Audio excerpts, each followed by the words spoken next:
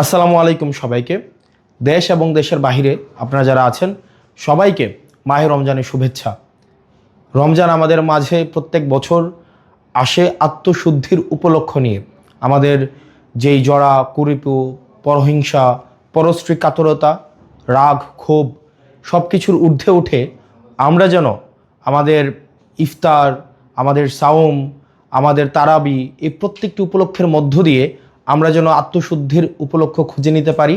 আল্লাহ আমাদের সেই তৌফিক দান করুক এবং সবাই যেন আমরা এই পরিশুদ্ধির মধ্য দিয়ে আমরা যেতে পারি এবং আমরা তাকওয়া অর্জন করতে পারি।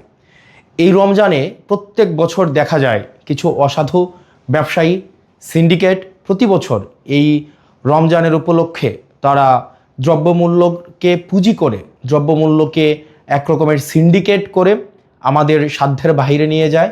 আমাদের জনগণের যেই সাধ্যমূল্যের বাহিরে এই আমাদের নিত্য প্রয়োজনীয় যে বিষয়গুলো রয়েছে, ছোলা, মুড়ি, তেল এবং নিত্য প্রয়োজনীয় যে বিষয়গুলো রয়েছে, তেল, গ্যাস, এই প্রত্যেকটি বিষয়কে দেখা যায় সিন্ডিকেট করে সাধারণ জনগণের সাধ্যের মধ্যে, সাধ্যের বাহিরে নিয়ে যায়। আমরা সরকারের কাছে আহ্বান থাকবে যেন এই সিন্ডিকেট, মাফিয়া, লুটেরা এবং চাঁদাবাজদের বিরুদ্ধে বিগত সময়ের মতো অন্তর্বর্তীকালীন সরকার গত বছর রোজায় যে ধরনের কঠোর ব্যবস্থা নিয়েছে এবং এই নিত্য প্রয়োজনীয় বিষয়গুলো যেভাবে মানুষের সাধ্যের মধ্যে ছিল, এই বছর যেন সাধ্যের মধ্যে থাকে সে বিষয়ে যথাযথ ব্যবস্থা নেবে। একই সাথে সাথে এই রমজানে আমাদের দেখা যায় প্রত্যেক বছর বিদ্যুতের যেই ঘাটতিটা ঘটে সেটা আমরা গত বছর দেখতে পাইনি। আমরা প্রত্যাশা থাকবে প্রত্যেকটা মুসলিম যেন এই রমজানে তার ইবাদত ভালোভাবে করতে পারে, নির্বিঘ্নে করতে পারে।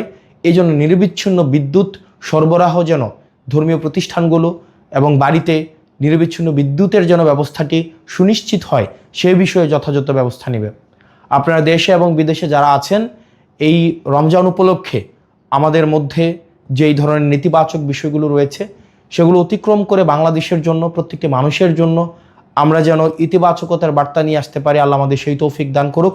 সবাই ভালো থাকেন, সুস্থ থাকেন। রমজান আমাদের মধ্যে রহমত এবং বরকত নিয়ে আসুক। আসসালামু আলাইকুম ওয়া রাহমাতুল্লাহি ওয়া বারাকাতুহু।